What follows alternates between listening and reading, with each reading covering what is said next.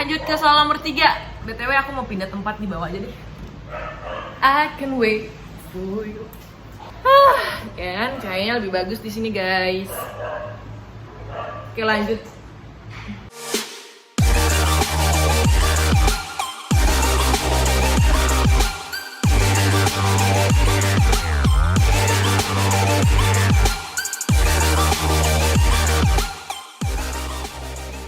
Hai guys, welcome back to Miracles Channel. By the way, maaf aku harus pindah lokasi ke atas kursi karena di bawah my uncle lagi ngepel. So ya, jadi dimaklumin aja. Dan cahayanya di sini kurang bagus, but ya yang penting isi dari pembahasannya bisa kalian mengerti. Oke. Kali ini ada berapa soal ya? 8 soal. Langsung aja ke soal yang pertama. Wah, asik nih soalnya nih guys. Ini disuruh mencari sudut ya. Kita lihat AB sejajar dengan ED. Jika ED sama dengan CD, ya kan, ED sama dengan CD, maka besar sudut BAC berapa gitu kan.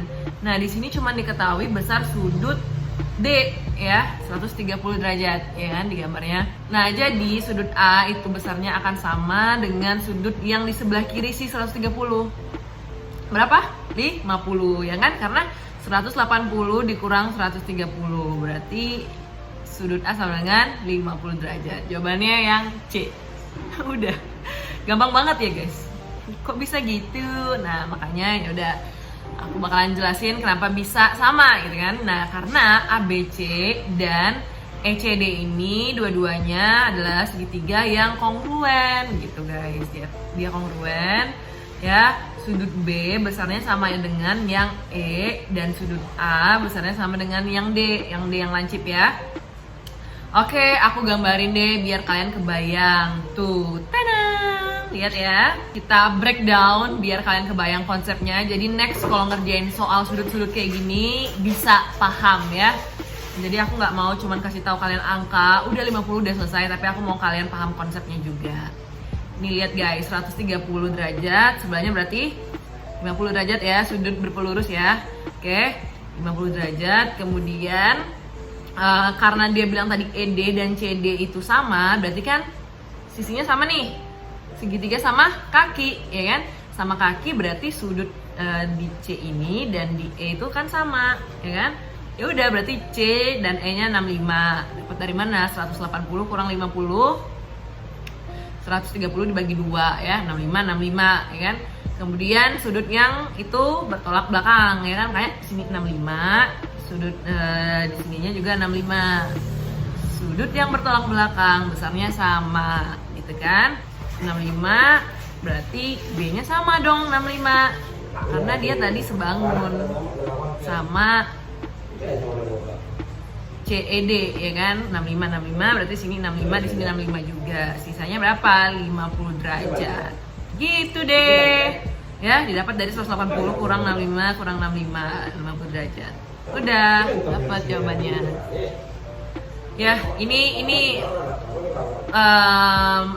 biar kalian kebayang aja konsepnya gimana ya. Tapi dengan melihat aja, oh ini kongruen berarti A sama dengan D yang lancip, oh 50 derajat, udah dapet yang C. Gitu guys, ini so simple ya.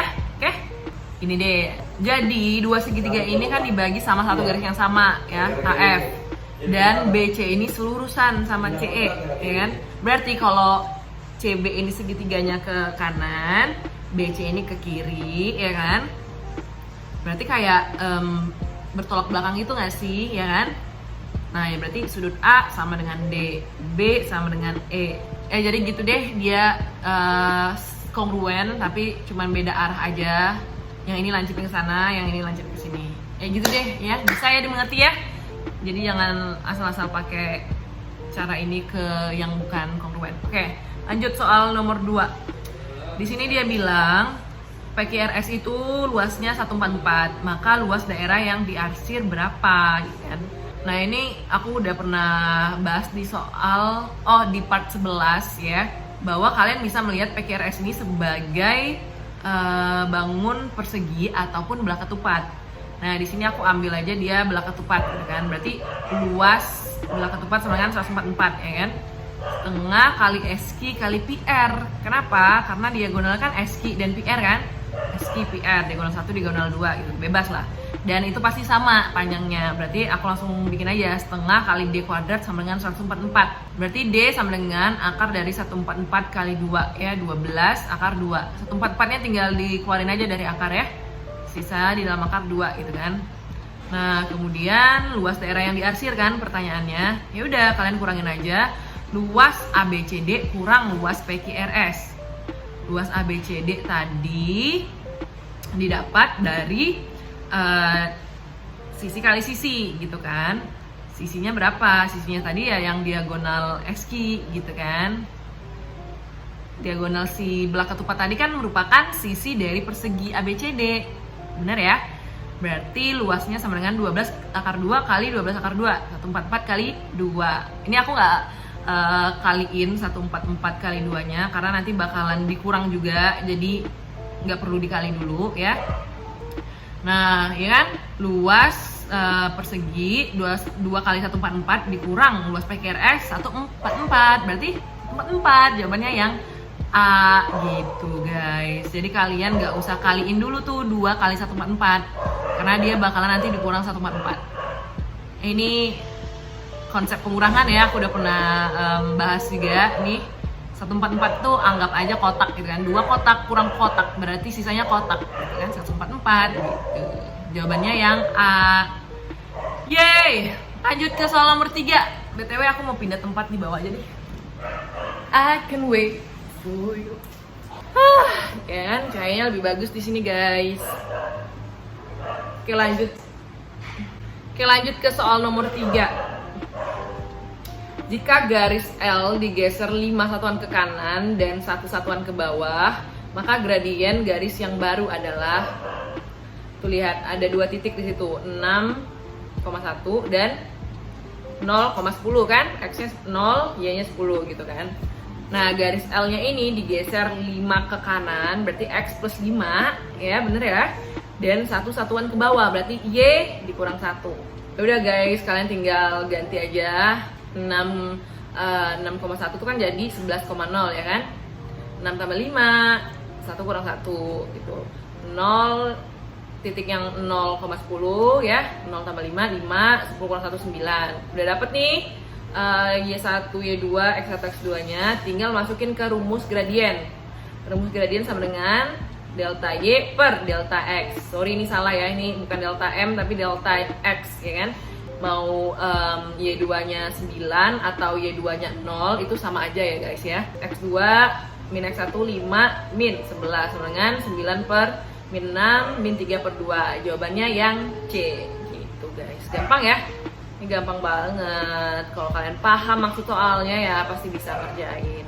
Ya, tapi ya memang ini harus kalian ketahui rumus gradien. Ya. Rumus gradien kalau diketahui 2 titik ya berarti delta Y per delta X gitu.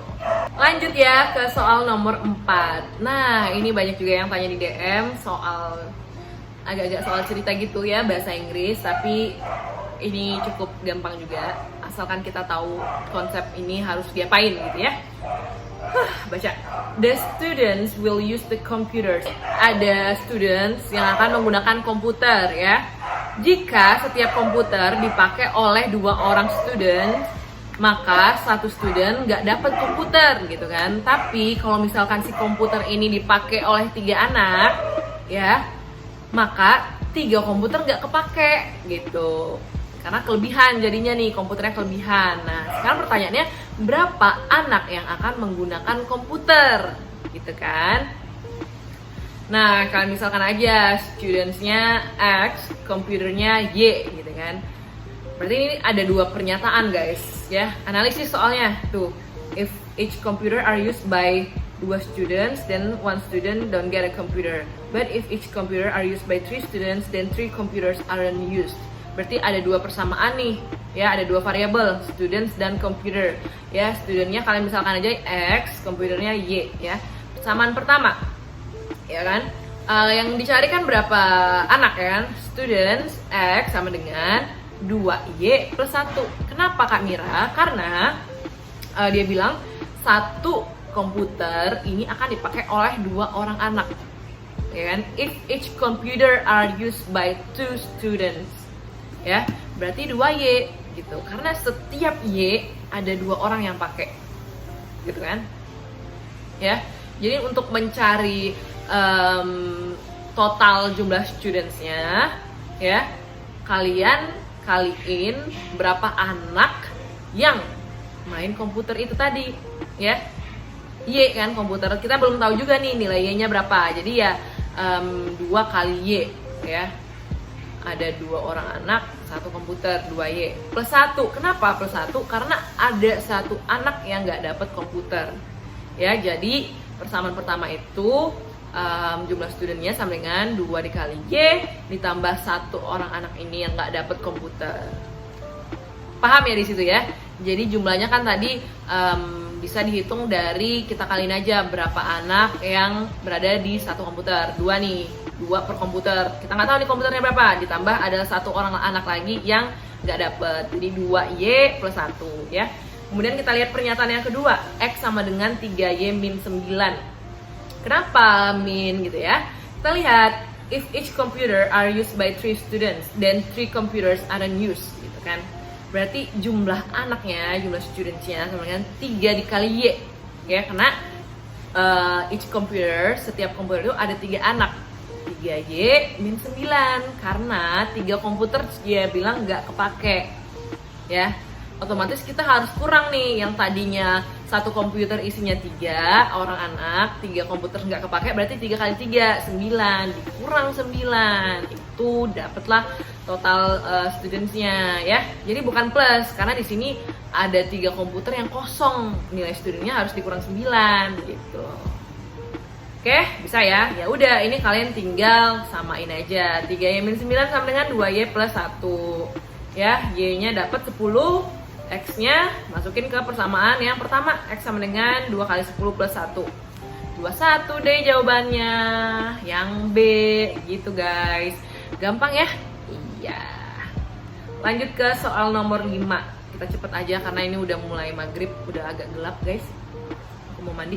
Oke, yang 5 ini, ini juga gampang. Kita lihat ya, X kuadrat plus Y kuadrat sama dengan 23. Nilai dari adalah, ya. Di sini apa yang kita bisa lihat?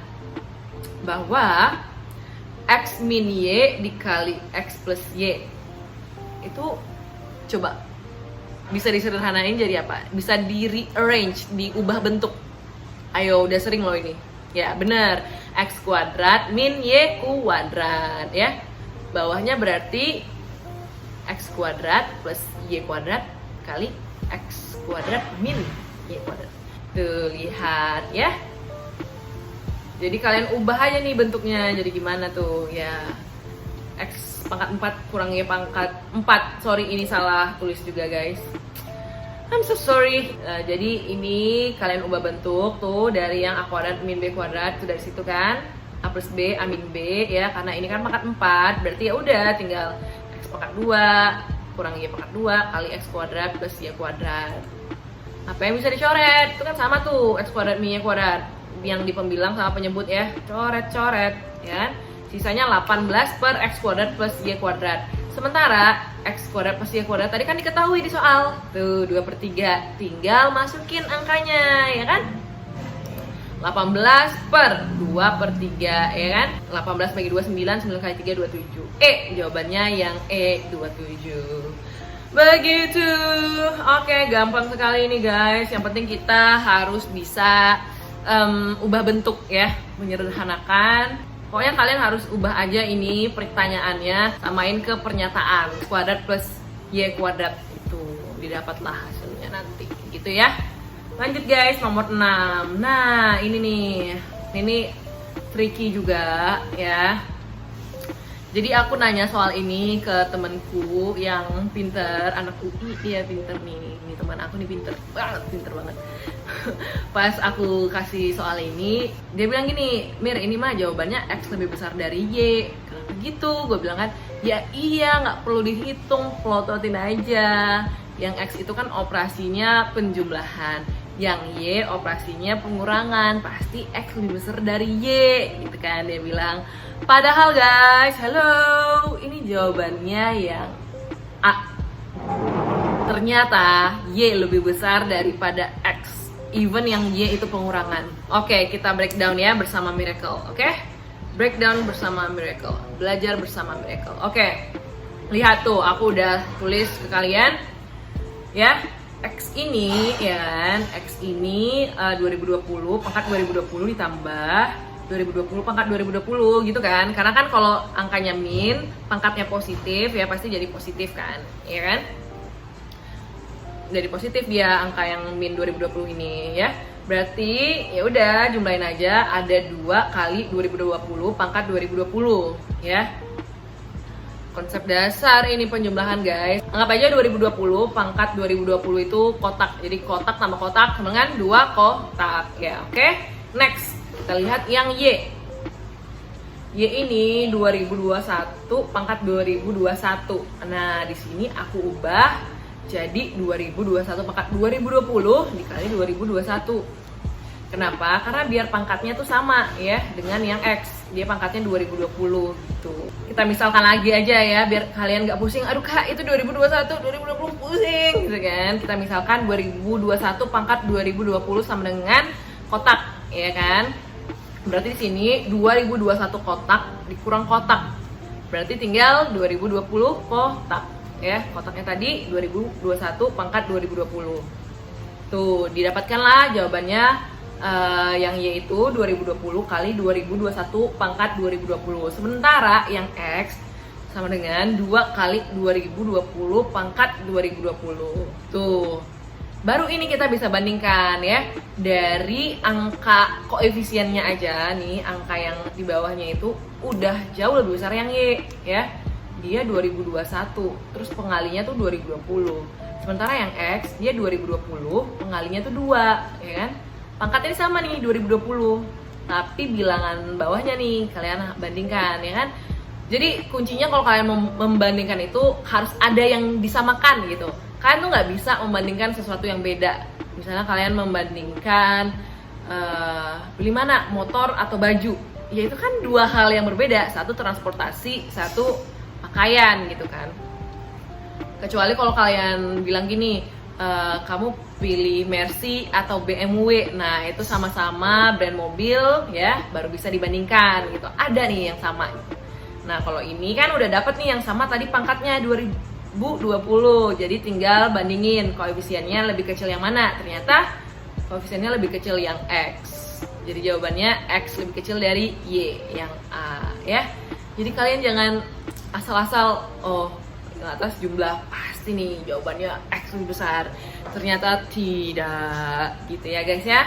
Kalau kalian nggak percaya, kalian coba deh angka yang lain. Misalkan ya kalian coba aja, atau nggak kalian hitung aja nih di Excel atau kalkulator ya.